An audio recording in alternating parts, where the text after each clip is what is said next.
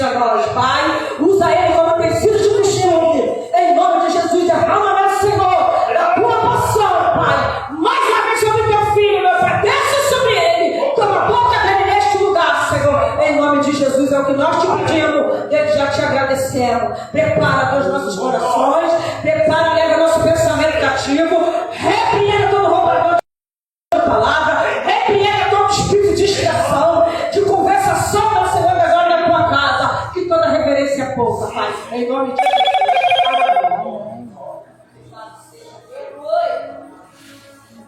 Meus irmãos, saúde da Madre Igreja com a paz do Senhor, amém? Amém. Quantos estão felizes com Jesus da glória? Quantos estão alegres? Me sinto muito alegre de estar aqui, conhecer essa casa, amém? Deus possa continuar abençoando você, sua família, tá? Você que se esforçou para chegar até aqui. Eu creio que quando a gente planta algo para Deus, Deus nos dá em dobro. Amém? A sua dedicação, a tua vida não é em vão. Eu creio que Deus tem uma palavra para o seu coração. Você que trouxe as Sagradas Escrituras, abra comigo o seu exemplar, livro da Origem, capítulo 22. Isso, Gênesis. Gênesis capítulo 22, contra verso 6. Enquanto vai localizando, estou alegre de estar aqui. Quero externar minha gratidão ao Senhor dos Exércitos por essa oportunidade, porque a palavra dele vai nos dizer em João 15,5: sem mim nada podereis fazer. Então toda a honra e toda a glória ao Senhor. Quero agradecer também a liderança, amém, que estão na tribuna, pela honra, pela atenção, tá? Desde o momento que eu cheguei, me senti muito amado. Nessa ponte com um amigo também, amém, que fez a ponte, glória. Conheci esse varão na vigília. A minha vigília foi poderosa. Logo após aquele dia, a gente tem um amigo em comum chamado Pastor Fábio, grande pastor meu, né? E ele falou: vou marcar um dia para você trazer uma palavra. Eu falei: quero ver, varão, quero ver você trazer. Aí, não, vou trazer. Ia atrás de data para lá e para cá, e graças a Deus esse dia chegou. Amém? Aleluia! Livro de Gênesis, capítulo do número 22, contra verso 6. Quem achou, diga amém. Amém. Diz assim as Sagradas Escrituras: e tomou Abraão a lenha do holocausto e pô-la sobre Isaque, seu filho. E ele tomou o fogo e o cutelo na sua mão, e foram ambos juntos. Então falou Isaque a Abraão, seu pai, e disse: meu pai. E ele disse: eis-me aqui, meu filho. E ele disse: eis daqui o fogo e a lenha, mas onde está o cordeiro para o holocausto? E disse Abraão: Deus proverá para si o cordeiro. Eu vou repetir de novo: eis aqui o fogo e a lenha, mas aonde está o cordeiro para o holocausto? E disse Abraão: Deus proverá para si o cordeiro. Olha para o irmão, para a irmã que está do seu lado antes de se assentar. Diz assim para ele: é hoje. É hoje. Não, seja profeta na vida dele, fala assim: é hoje. É hoje.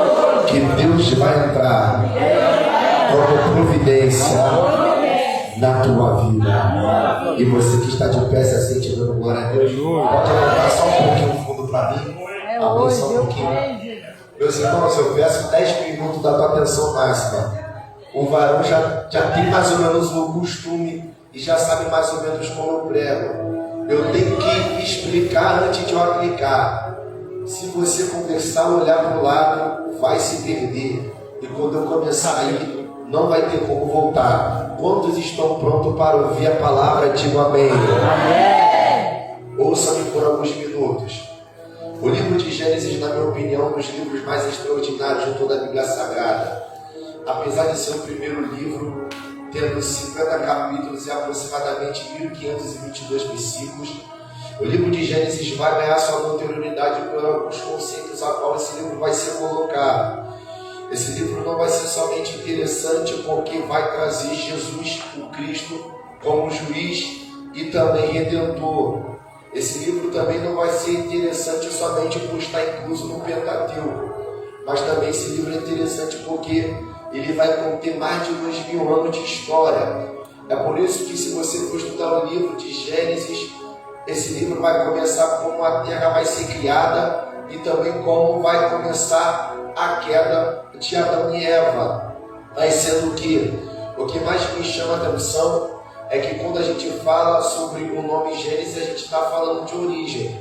É por isso que a nomeação Gênesis vem de uma nomeação grega, origem, e Gênesis no hebraico é Bereshit, que significa princípio, começo, partida. Mas sendo que a Bíblia vai nos relatar, e se você for estudar profundamente as Sagradas Escrituras, esse período da transliteração do hebraico para o grego é conhecido como a época da Septuaginta.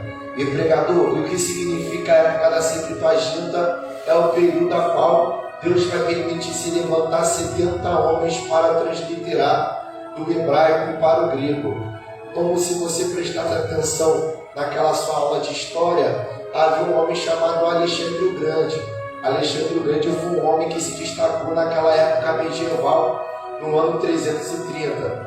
Então, através dessa guerra, dessa popularidade ter se destacado, aquela época estava se destacando era a língua grega, era a língua mundial. Hoje, qualquer lugar onde você for passar, ou qualquer país a qual você for pisar, é obrigatório você aprender a língua americana. Naquela época é diferente. A língua que estava se destacando era a língua grega. Mas sendo que o que mais me chama a atenção, Deus abençoe, minha filha, que o livro de Gênesis, se a gente for estudar, ou se a gente for dividir, esse livro de Gênesis é dividido em 4 partes. E pregador, quais são as 4 divisões que esse livro é dividido? A primeira divisão que esse livro é dividido é bênção, porque Deus não pode agir nada se não tiver um abençoador. A segunda divisão que esse livro vai ter é promessa. E por que promessa? Porque Deus não pode abençoar ninguém se não estiver debaixo de uma promessa.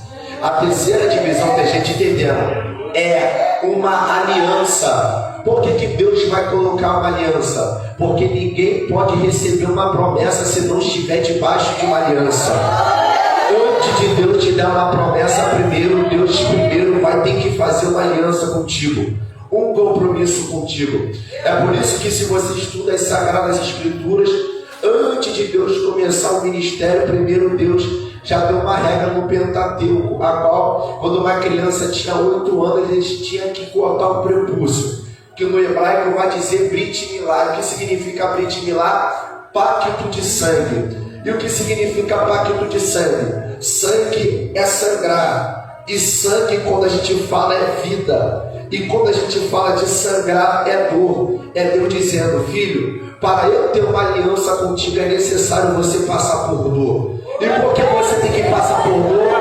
Porque a dor faz você valorizar a chamada. A dor faz você valorizar a promessa. Porque se você não sente a dor pelo aquilo que você conquista, no primeiro vento você se desvia. O altar já está recebendo. Então, sabe por que você chora? É porque você tem pacto com ele. Sabe por que você quer parar? É porque você tem pacto com ele. Mas, pregador, então por que Deus está permitindo arrancar o prepúcio? É porque, para que a promessa se cumpra na tua vida, é necessário você cortar algumas coisas. Ai, Jesus, 3 pessoas por eu vou repetir.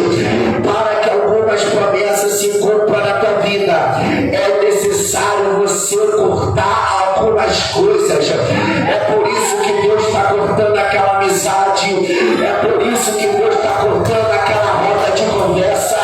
É por isso que o Senhor está cortando aqueles acessos que entravam na tua casa. E eu vou bem devagar. Deus está dizendo: para de se preocupar com as coisas que eu tenho cortado na tua vida, porque esses cortes você está dizendo perca, mas enquanto você está dizendo perdeu, o céu está gritando: é livramento para tua casa, é livramento para tua família, é livramento para o teu familiar, porque se você se mistura, você estraga. E Deus está dizendo: é por isso que você reclama sozinha, mas eu prefiro você estando sozinho em santidade do que você no meio da multidão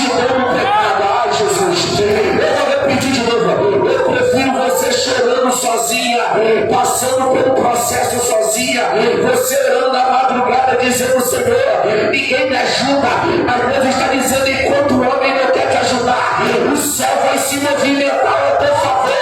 Deus vai cortar algumas amizades. Eita, Jesus, levanta a mão que eu vou profetizar. Deus está cortando toda obra de feitiçaria que fizeram contra a tua vida.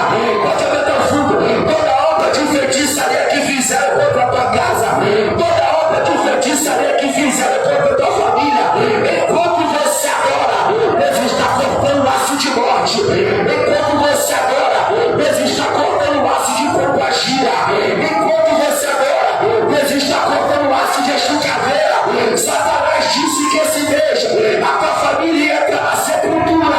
Mas Deus está dizendo: quem tem pacto comigo, eu corto o laço, eu corto o laço, eu corto o laço, eu corto o laço, eu corto o laço, eu corto o laço. Eu estou sentindo a graça dele aqui, eu estou sentindo a presença dele aqui.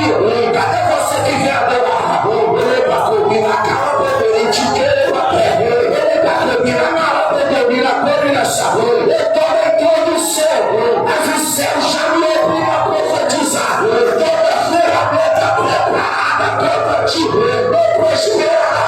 Diabo, você queria tocar naquela casa, mas enquanto tiver lá no norte de dinheiro, vai ter que ver tua família de pé. Não pega nessa noite. Não pega. Diga assim pra ele: é nessa noite. Diz pra ele: é nessa noite que Deus corta. É nessa noite que Deus vai tirar.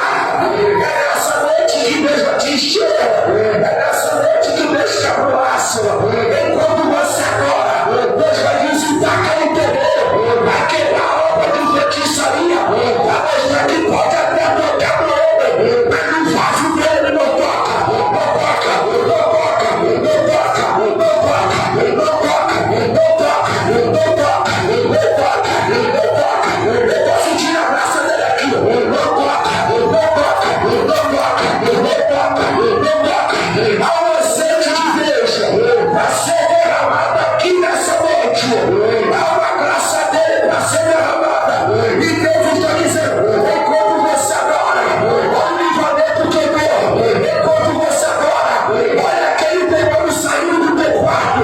Enquanto você adora, aquela noite santa vai ter que dar um grito de derrota.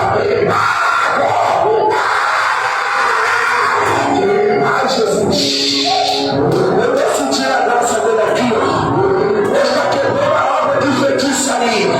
Eu quero parar, mas o céu não vai.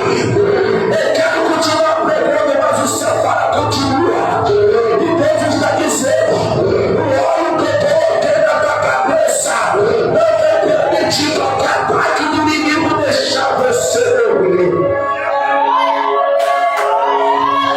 Eita, Jesus. Eita, Jesus. Então vamos lá. Vamos direto para aprender tudo de uma vez. É por isso que, se você for estudar o livro do Pentateuco, todos nós somos sabedores que o Pentateuco significa Penta, 5, Teco, Deus. Então é os 5 reinos.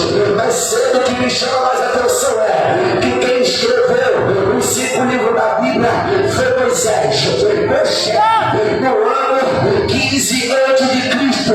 Mas sendo que o objetivo do Pentateuco vai mostrar qual era a finalidade a qual o Pentateuco vai ser criado. Eu vou repetir de novo: Moisés não vai criar o Pentateuco à toa. Moisés vai mostrar que o Pentateuco tem uma finalidade. Então vamos lá, um pouquinho mais fundo para a igreja entender. Todos nós somos sabedores os 5 primeiros livros da Bíblia: Gênesis, Êxodo, Levítico, Números e Deuteronômio. Mas se você prestar atenção na introdução até aqui, você já entendeu que a Bíblia era transliterada do grego para o hebraico. Mas sendo que isso é da linguagem normal. Mas se a gente pegar e transliterar a linguagem, Deus vai dar uma mensagem. Vamos lá, o livro de Gênesis, que significa origem, no hebraico é Bereshit, e princípio. O livro de Êxodo, no hebraico, significa Shimot. E o que significa Shimot? Shimot significa nome. O livro de Números significa Vaikar. E o que significa Vaikar? Significa Shamor. O livro de Deuteronômio significa Bamidbar. E Bamidbar significa deserto. E o outro, abrindo mais um pouquinho o microfone, por gentileza. E o outro significa Devarim, que significa palavra. Então, o primeiro é princípio, o outro é nome, o outro é Shamor, o outro é deserto e o outro é palavra. Então, qual é o objetivo? Que Moisés criou os 5 livros da Bíblia. É simples, porque quando o povo estava no deserto, Deus estava dizendo para o povo assim: no princípio, Deus chamou os filhos de Israel através pelo nome, para que pudessem colocar o nome na chamada deles. Eu vou repetir de novo. No princípio, Deus chamou os filhos de Israel para o deserto, para que através da sua palavra pudéssemos dar nome. E por que Deus não vai dar bênção no deserto, mas vai dar nome? É simples, porque o nome simboliza caráter. Então não pode abençoar ninguém quem não tem caráter.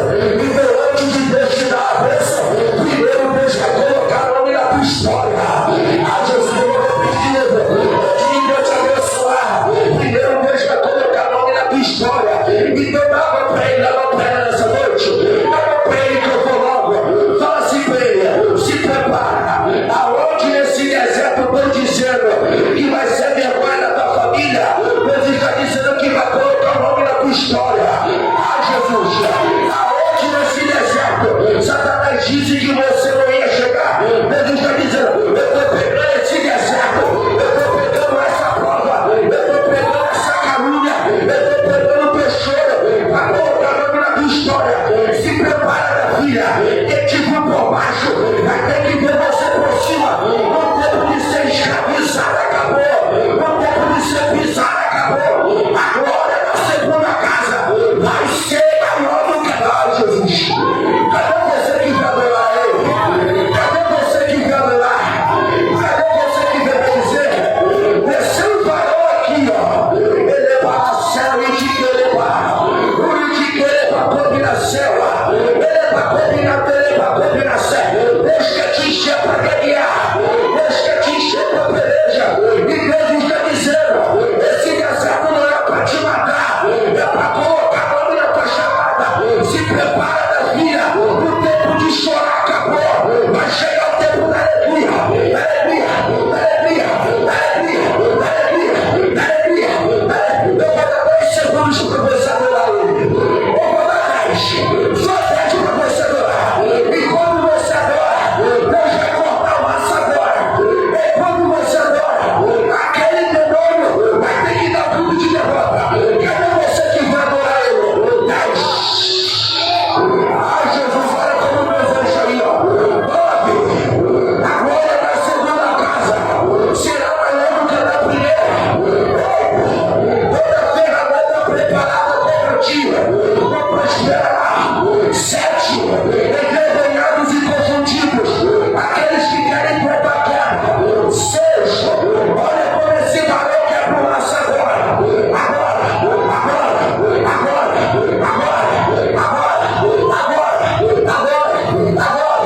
3. Se prepara. Uma labareda de fogo vai descer aqui nesse lugar.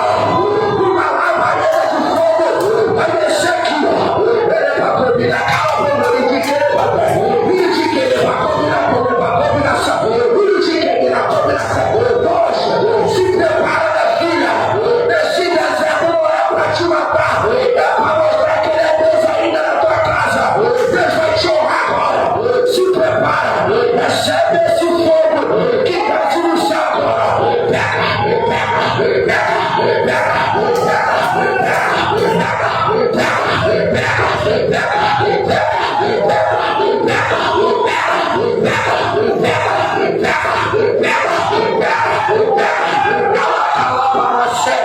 O altar já está ligado. Aqui na frente já está ligado. Lá atrás já está recebendo. Deus está dizendo nessa noite.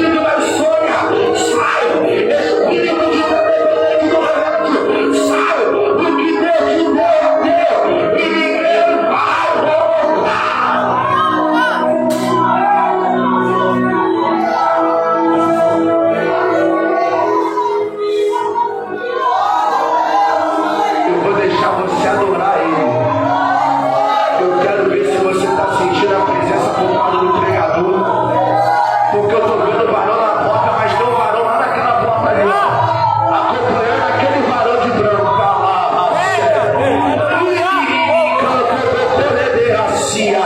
Olha como você agora, esse trabalho de mata está sendo desenterrado. Olha como você agora, esse varão vai lá no cemitério agora.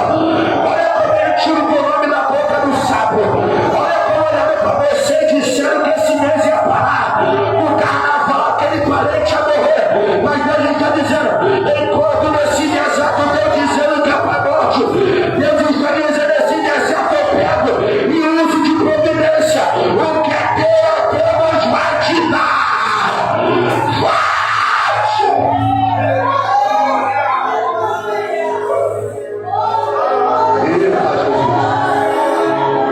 A graça dele está aqui, ó. Olha aí como Deus enche de vaso, ó. Olha aí, oh meu Deus, vou ter que continuar pregando. Estou na introdução, meu mestre. Eu nem entrei sobre Abraão ainda. Nem tem como explicar sobre Abraão. Vou ter que pular. É por isso que em Gênesis capítulo 1, o pecado vai querer entrar. Vou correndo. No momento que o pecado entra, o texto vai dizer que Deus vai preparar o homem à imagem e à semelhança. Deus vai preparar o homem sobre o boneco de barro. Mas sendo o que me chama a atenção é que no momento que Deus prepara, Deus pega o boneco de barro e prepara por fora. Mas quando o boneco estava pronto por fora, Deus olha e fala, falta mais alguma coisa.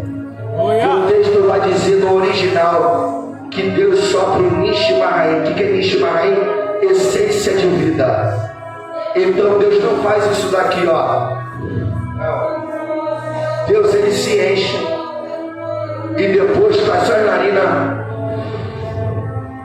Quando sopra, o fôlego de vida entra no vaso. Por que Deus não terminou a matéria, não terminou o projeto, sendo que por fora estava pronto? Era Deus dizendo, não adianta estar vivo por fora se está morto por dentro. Eu vou repetir de novo que Salomão pegou. Por que Deus não só terminou depois que o vaso foi moldado? Aí Deus está dizendo, não adianta estar vivo por fora se você está morto pelo lado de dentro. E uma das características de moldar o vaso é necessário ele ser pisado. É necessário ele ser amassado. Mas evangelista, e se o vaso se rachar, ele pega, quebra de novo, para mostrar que você não tem direito de escolha. E depois que o vaso está pronto por fora, falta mais ingredientes. Porque o vaso bom não se mostra pronto tendo talento. Vaso bom se mostra pronto quando é jogado no fogo. Eu vou repetir de novo. Vaso bom não dá lá para a sébia. Não se mostra bom quando ele mostra que ele prega bem. Mas vaso bom se mostra bom quando ele é jogado no fogo. Por que o fogo está sendo colocado no vaso? É porque quanto mais fogo, mais a impureza sai. E muitas das vezes você está dizendo assim, Senhor, eu quero sair do fogo. Mas enquanto você fala, eu quero sair, Deus está olhando, ainda tem sujeira aí. Então eu vou colocar você no fogo para eu querer tirar algumas coisas que eu não agrado.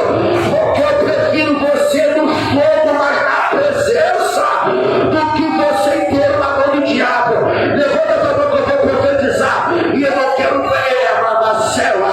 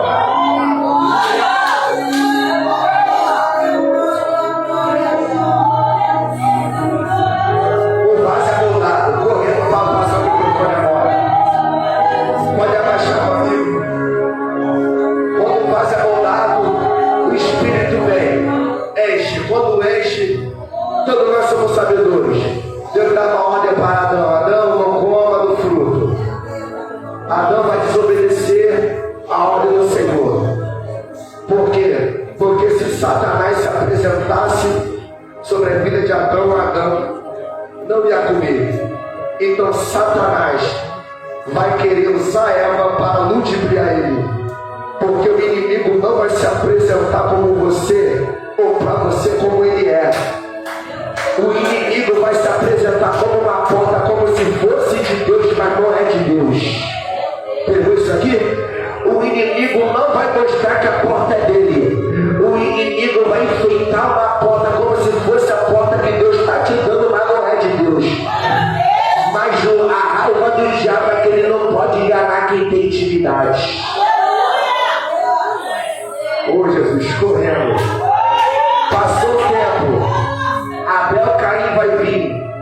Abel, traz o melhor. Caim, entrega o resto. Adora pouco, quer muito. Ele viu o irmão recebendo mais, sente inveja. Não tem a capacidade de aumentar o nível. Porque gente que não aumenta a excelência quer matar a excelência dos outros. Então, já que ele não consegue aumentar a tua excelência e quer criticar o irmão que chega cedo e fala que quer aparecer, quer matar o irmão. Porque ao invés de usar a habilidade dele para matar o diabo, enfrentar o gigante, quer matar o irmão. Porque hoje estamos numa geração onde a gente tem força para brigar com o irmão, mas quando o diabo se manifesta, a primeira com ele. Quando mata o irmão, o texto vai dizer: aonde está Abel? Caim diz: por acaso eu sou guardador do teu irmão? Deus diz: o sangue do teu irmão clama por vingança. Estou correndo, passa o tempo, chega a época de Nimrod, faz a Torre de Babel. Quando todos estavam em uma só ligação, o texto vai dizer: a torre estava sendo construída, mas não adianta crescer de maneira errada. Então Deus desce, observa a intenção e vai confundir a língua. E o texto diz: quando as línguas foram confundidas, a torre para de crescer, porque a igreja só cresce onde tem concordância. Depois que confunde as línguas, vem a época de Noé. Gênesis 6. Deus vai dizer assim: e Deus viu graça em Noé. Prepara uma arca, vai vir um dilúvio. Porque toda dificuldade que vem, Deus avisa antes. Então tem coisas que não é por falta de aviso, e sim por falta de atenção na tua parte. Deus vai dizer: prepara a arca. Quando prepara a arca, o texto diz: vai entrar ele e sua família. Mas o que me chama a atenção é: Deus não vê justo Sem, não vê justo Jafé, Deus não vê justo Cã, Deus vê justo Noé. Mas na hora de entrar na arca, entra ele e sua família. Então já vou profetizar: Satanás era para ter colocado no teu parente há muito tempo, porque o diabo olhou assim e disse: ele está no pecado, ele está no erro. Mas Deus está dizendo: está no erro, mas enquanto tiver uma mulher de santidade em oração, Deus vai guardar a tua arca, Deus vai guardar a tua família. Quando Noé é guardado, o texto vai dizer: as águas se minguam, vai jogar o corvo vai, o corvo volta, depois vai jogar uma pomba, a pomba vai, a pomba volta, depois joga de novo, a pomba vai e quando ela volta para a folha de oliva. Eu não vou nem entrar aqui na oliva, na oliveira, do óleo, do azeite sendo espremido, que quanto mais azeitona é espremida, mais unção sai dela. Você sabe disso, que essa pressão é para sair um azeite de você. Mas sendo que me chama a atenção é: o corvo vai. Quando o corvo vai e volta, o texto vai dizer que a pomba vai, a pomba volta, mas ela vai de novo. Por quê? Porque quem tem presença insiste naquilo que quer. Porque tem gente que em vez de ser pombo é corvo. Na primeira fracasso já sai. Mas Deus está te chamando como corvo, Deus está te chamando como pombo aqui nessa noite. No momento que as águas se minguam, está na arca, porque é momento de ficar. Porque se sair da arca morre. É melhor você chorando mais dentro do que você fora. No momento que as águas se minguam, estou correndo muito rápido aqui, gente, quero passar a terminar a mensagem. No momento que as águas se minguam, o texto diz: ele sai da arca, e quando sai da arca, Noé era um lavrador, cria vinho, bebe, se embriaga, e o texto vai dizer que um dos filhos vai se aproximar dele, vai olhar o pecado dele. No momento que vai olhar, ele vai pecar o pecado que está dentro para trazer para fora, o erro de dentro para trazer para fora. Ao invés de ele ver a necessidade de dentro e querer consertar, não, ele vai pegar o problema de dentro e vai querer trazer para fora. Aí o texto vai dizer assim, que Noé amaldiçoou esse filho às gerações dele, e as gerações dele vai servir outras gerações. Mas por que a geração futura vai servir, sendo que a culpa é do filho? É simples, porque é o cabeça. Porque o diabo sabe que se você para, a tua família para. Eu vou entregar de novo. Por que Satanás foca em você? É porque o diabo sabe que se você para, a tua família morre. Então por isso que a tua pressão está chegando na tua vida. Mas mal sabe Satanás que quanto mais a pressão vem, mais cresce. Correndo. Abraão vem. Gênesis 12. No momento que Abraão vem, Deus vai dizer: Abraão, sai da tua parentela e vai para uma terra onde te mostrarei. Olha para as estrelas. E quanto elas se pode contar? Ele vai contando 1, 2, 3, vai perdendo a contagem. Segundo estudiosos, vão dizer que aquela época era o período caldeu. Não tem como nem explicar sobre a cultura caldeia. Mas naquela época eles adoravam um Deus chamado Marduk, que era o Deus do juramento e da justiça, a qual eles faziam uma direção através das estrelas. Para ratificar o teu pensamento bíblico, para encontrar Jesus, eles usavam a arte da astrologia. Eles olhavam a estrela e seguiam através da estrela. Então Deus queria palestrar com Abraão através da estrela. Ele estava dizendo assim: Abraão, então já que a tua cultura descobre as coisas através da tua religião, através das estrelas, então tenta imaginar a dimensão da promessa através das estrelas. Se é que você pode contar 1, 2, 20, 40. Perdi. Se perdeu, por que eu me perdi? É porque não tem nada aqui na terra que possa medir o tamanho da promessa do Senhor sobre você. Não tem nada. Levanta a tua boca, eu vou profetizar. É por isso que muita gente não entende. É por isso que muita gente briga, discute com você. Para de querer contar a promessa para quem não entende da promessa. Para de querer contar os teus projetos para quem não tem alinhamento de propósito. É por isso que Deus está dizendo: antes de eu te dar a promessa, primeiro eu vou ter que te tirar de algumas parentelas. Vou ter que te tirar. Vai para o Egito, vocês entendem. Desce o Egito, vai se envolver com Abimeleque. Quando se envolve com Abimeleque, Abraão diz: no momento que perguntar quem você é, fala que é minha irmã. Quando Abimeleque se deita com Sara, Deus se apresenta: se tocar eu mato.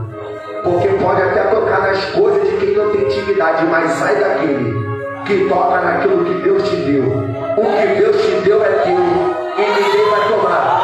E o texto vai dizer: e Deus será a madre de todas as mulheres do Egito por causa de Sara. Tem gente que está no leito por causa da tua causa. Tá por quê? Porque ao invés de abraçar, está falando mal de você pelas costas. E ai daquele que fala mal do ungido e da ungida do Senhor.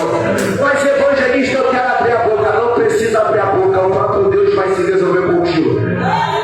Deus tem fechado cota de pessoas por amor de você. Falou que queria ver você comendo na palma da mão dessa certo tipo de pessoa. E Deus está dizendo: eu estou guardando você por causa da tua obediência. Vai honrar. Os pastores vai acontecer Abraão e Ló. Por quê? Porque nessa época Deus já tem colocado uma promessa. Ló estava junto com Abraão, vão se envolver, mas os gados vão crescer e Deus vai dizer: é necessário se separar. Nem todo mundo que começa contigo vai terminar contigo, vai ter que separar. Se você for para a direita, eu vou para a esquerda. Se eu for para a esquerda, você vai para a direita. Porque quem tem promessa não precisa de ambiente para operar. É o próprio Deus. É na igreja, é no trabalho, é na rua. Aí o texto vai dizer que Ló vê as Campinas. E é para você entender o porquê que eu vi lá de Gênesis. E Sodoma e Gomorra era como o jardim de Deus, Éden. jardim de Deus, mas estava no pecado. Parecia jardim de Deus, mas estava no erro. Aí ele vai dizer que ele vai querer aonde tem aparência, mas no fundo tem mentira. No momento que ele pisa, Abraão vai pisar na terra de Canaã. Canaã era uma terra seca e vazia. E mostra na Bíblia, no momento que Ló estava junto com Abraão, Deus falando com Ló. Deus não fala em nenhum momento com Ló, mas quando ele se separa, Abraão, eu vou repetir. Quando Ló estava andando com Abraão, Deus fica em silêncio. Mas quando ele separa, Abraão, já tem gente pegando. Olhe para a direita e olhe para a esquerda. O que você vê? Vejo nada. Aí aonde eu vou frutificar para a descendência.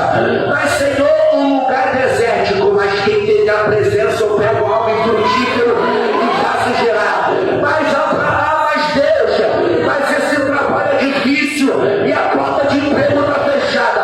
Quem tem promessa, eu mexo na situação para mostrar que eu sou Deus. Mas Deus, me colocaram na prisão e ninguém quer me honrar aqui. Eu quero lembrar de você, José. Eu entro no sangue de Faraó, faço ele lembrar do teu nome, tiro você da prisão.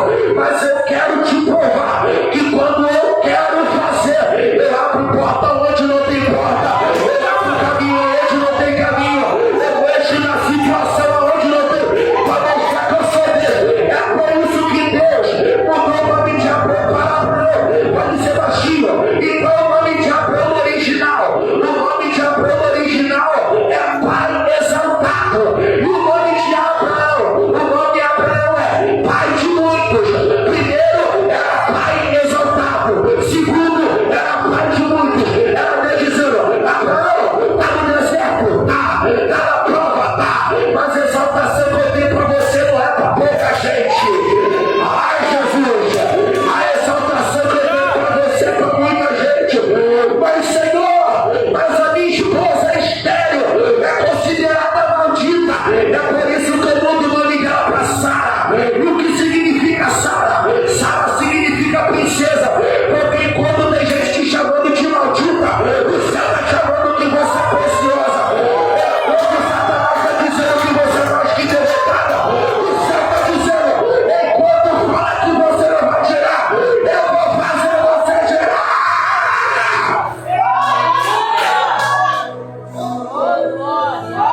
Fechei. Abraão vai querer mexer na promessa, vai querer se envolver e pagar. Não se mova e atalhe para a promessa se complica. Deus vai te alabar a cebra. Ele vai se envolver com H. De H vai nascer Ismael. No momento que Ismael nasce, Sara vai mandar para fora. Mas quem deu a ideia foi Sara. Porque tem gente que assim, quando faz a besteira, ele não quer assumir a besteira que faz. Quer jogar na culpa dos outros. Vai mandar para fora. No momento que manda para fora, o texto vai dizer que vai tomar uma distância de um tiro de arco e flecha. E o texto vai dizer que o anjo aparece. E nós na Bíblia, o anjo aparecendo dentro de casa. O anjo vai aparecer quando a gata está no deserto. O anjo não aparece na igreja. O anjo vai aparecer quando ela está no deserto. E Deus está dizendo: esse deserto não é para te matar. Esse deserto é para mostrar coisa que você não estava percebendo há muito tempo. Ah, Jesus, esse deserto não é para te destruir. É para te mostrar coisa que você não estava percebendo. E Deus estava dizendo: Acá, enquanto você está dizendo que esse deserto é para a morte, eu vou pegar esse menino, eu vou levantar como nação e vai se tornar um arqueiro. Porque esse deserto não é para a morte, é para aprimorar a habilidade de guerra que você tem. É no deserto que você ora, é no deserto que você busca, é no deserto que você jejua, é no deserto que você vê na consagração. E Deus está dizendo: essa prova não é para te matar, é para colocar aquele propósito das 3 horas da manhã. É, Jesus. Porque é na prova que você está fazendo aquele propósito da madrugada. Se é assim que é para trazer você mais perto do altar, então é necessário. Vai voltar. Deus fala: se submeta à esposa.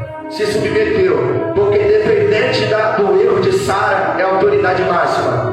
Pastor errou, mas independente do erro do teu líder, isso não significa que você tem que faltar com respeito. Você é obreiro, ele é pastor. Você é evangelista, ele é teu líder. Eu sou pastor, mas você está debaixo de uma autoridade.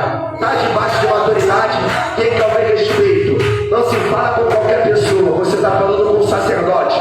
Não precisa disso aqui, porque o pastor aqui ensina muito bem. É por isso que no momento que pisa na casa, encerra agora. O texto vai dizer assim, que Sara ainda estava estéril. Deus vai se apresentar de forma teofânica. Deus, faninha manifestação divina. Quando ele se apresenta, eles vão olhar para Sodoma e Gomorra. Parecia jardim de Deus, mas estava no pecado. E vai dizer assim, Abraão, eu vou ter que falar para Abraão, o anjo fala. E o outro vai dizer, nós temos que resolver uma missão. Aí Deus fala assim, por acaso, esconderia eu do meu amigo Abraão o que eu faço? Há uma diferença entre você chamar Deus de amigo. Agora, Deus te chama de amigo? Porque quem é amigo de Deus não deixa ninguém oculto, nada escondido. Deus mostra. E digo mais, Abraão, você vai... Ai, a tua mulher vai gerar. Sara estava na igreja, mas estava dando risada. Como é que eu vou gerar se eu sou uma mulher avançada de idade? Conhece gente assim? A promessa vai ser que eu está ouvindo a palavra, eu não acredito mais, já ouvi tanto. Ai, já ouvi tanto. Aí Deus diz, por que Sara rixe? Aí Sara, eu não ri. Parece que estava duvidando do atributo de Deus, onisciência. Então, pois bem, se prepara. Dentro de alguns dias vai gerar o nome do filho. E qual é o nome do filho dela? Isaac. O que significa Isaac? Sorriso. Agora quem estava rindo de deboche vai ter que rir pelo milagre.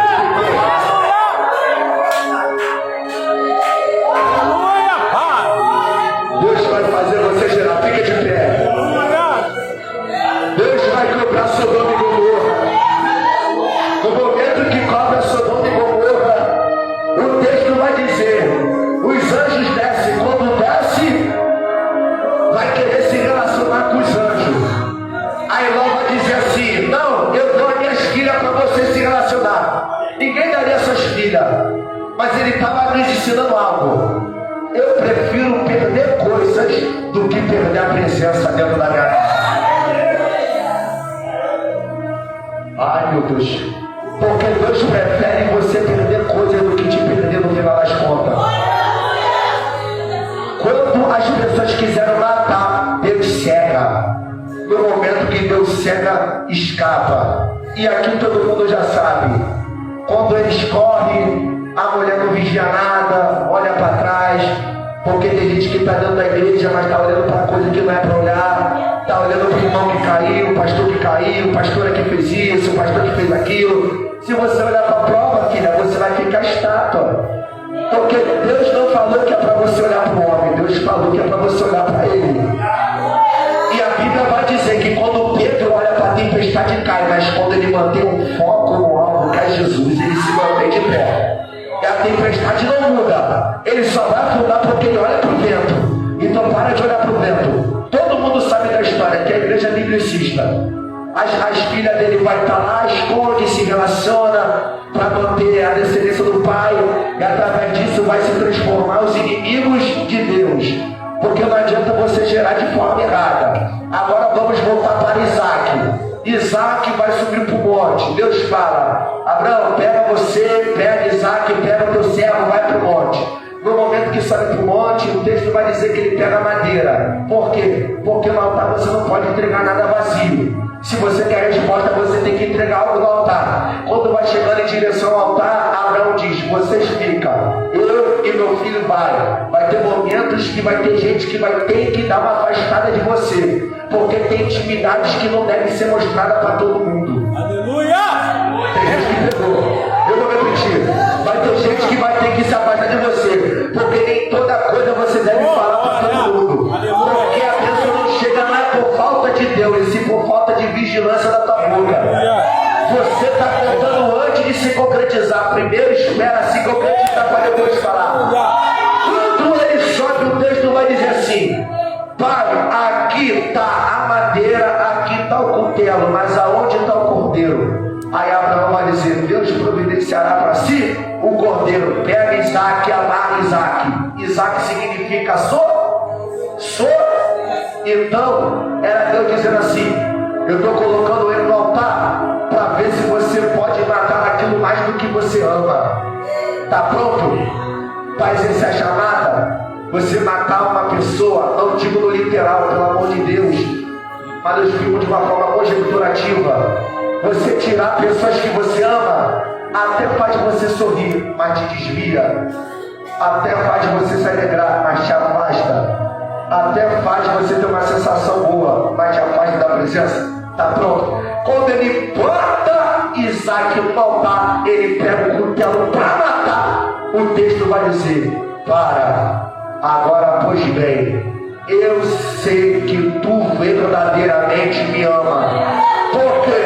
Porque aquele que ama pai, mãe, filho mais do que a mim, não é digno de mim. Ai, Jesus, dá a mão pra ele, dá a mão pra ela que eu vou orar agora. Aquele que ama pai ou mãe mais do que a mim, não é digno de mim. Mas Deus está dizendo nessa noite: se prepara. Satanás disse que ia ter morte, mas no momento que Abraão está dizendo: aonde vai ter o cordeiro? Aí o texto diz: Abraão, levantando os olhos, ele vê a providência, porque não se vê providência de cabeça baixa. Para de querer ter resposta de cabeça baixa. Mulher, levanta a cabeça. Homem, levanta a cabeça. Quando você levanta a cabeça, você vai ver providência. É por isso que o estudioso vai dizer que esse cordeiro simbolizava a morte de Jesus Cristo. Por quê? Porque assim como Isaac, quem era para